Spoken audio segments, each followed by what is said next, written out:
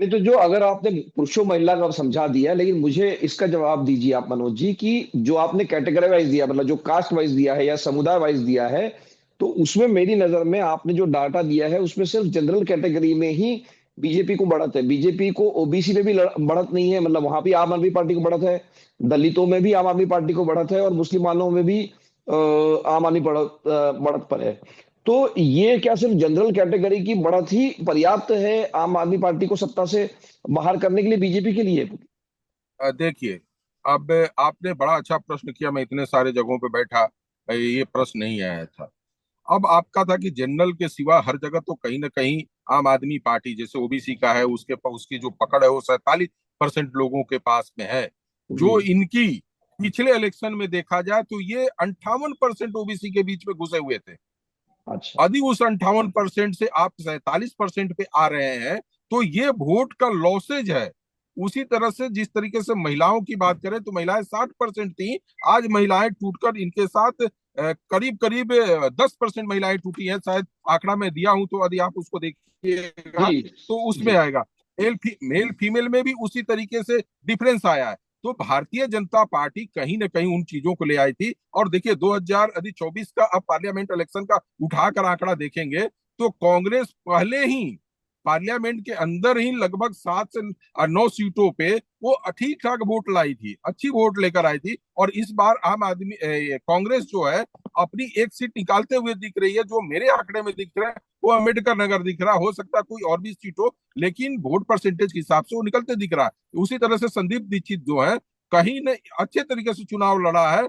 और वही कारण हुआ है कि वहां पे जो अम्बेडकर समाज है, शेड्यूल कास्ट समाज होता है, जहां पर अरविंद केजरीवाल के वोटर हैं, वो इस बार टूटकर भारतीय जनता पार्टी के साथ चले गए और उनको वोट कर दिया। तो शेड्यूल कास्ट के अंदर भी जो एक तरफा बनाए हुए अरविंद केजरीवाल जी ने अपनी बढ़त बनाए थे, तो हर जगह कहीं ना कहीं उनको लॉसेज हुआ है। यदि किसी रूलिंग पार्टी का वोट परसेंटेज 9% घट रहा है, ये यदि अधिक भी घटता है तो उसके और बड़ी बड़ी चौंकाने वाले परिणाम आ सकते हैं।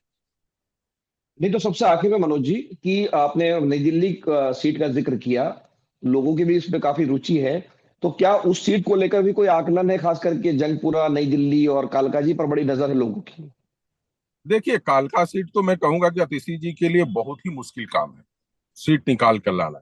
काफी लोगों को नाराजगी देखने को मिली। कल वोटर उनको जिता दे तो मैं ये नहीं कह सकूंगा तो कि भाई आपने तो ये बोला, लेकिन वो सीट काफी बुरे तरीके से फंसी हुई है। पिछले बार भी काफी अच्छे वोटों से नहीं जीती थी। रमेश पुदुड़ी ने उनके साथ जिस तरीके से वो चुनाव लड़ना चाह रही थी वो लड़ा है उन्होंने, और बहुत मजबूती के साथ लड़ा है।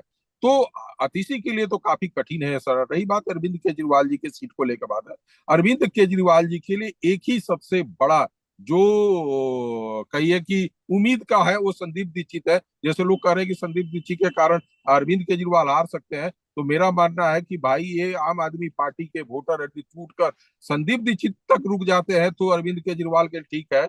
नहीं, यदि वो बीजेपी के पास, जैसे मैंने अम्बेडकर समाज की बात बताया, यदि वो टूट कर बीजेपी के पास गए जो मेरे आंकड़े में दिख रहे हैं, तो उनके लिए भी सीट मुश्किल पड़ा हुआ है। अब आ जाइए जंगपुरा का, तो मनीष सिसोदिया तो सबसे ज्यादा टफ फाइट में फंसे हुए हैं। और उनका पड़पड़गंज जो सीट है जहाँ पे अभय ओझा जी खड़ा है, ये भी एक बड़ा चेहरा थे आम आदमी पार्टी के लिए। वो भी इस मैंने मुझसे तो पूछिएगा तो कई दिन पहले ही चुनाव से पिछड़ चुके थे, और वहां पे भारतीय जनता पार्टी की पकड़ मजबूत हुई थी। वहीं यदि मुझे पूछेगा कि एआईएमए का 2 सीट खड़ा था तो एक सीट कौन सा वो है जो आप बोल सकते हैं जिसपे, तो मुस्तफाबाद की जो सीट है जहां पे आम आदमी पार्टी के खड़े हैं, वो ताहिर ने जो खड़े हुए हैं, ताहिर इतना तो जरूर कर दिया है कि वहां पे भारतीय जनता पार्टी को जिताने के लिए इतना तो वोट वो ला दिए हैं।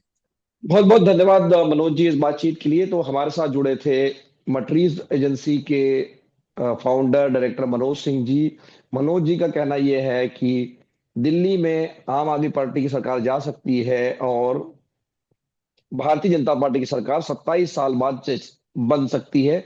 ये एग्जिट पोल का आकलन है, लेकिन रिजल्ट के लिए हमें इंतजार करना पड़ेगा शनिवार का, और शनिवार को ही हमें पता चलेगा कि किसकी सरकार बन रही है और किसकी जा रही है।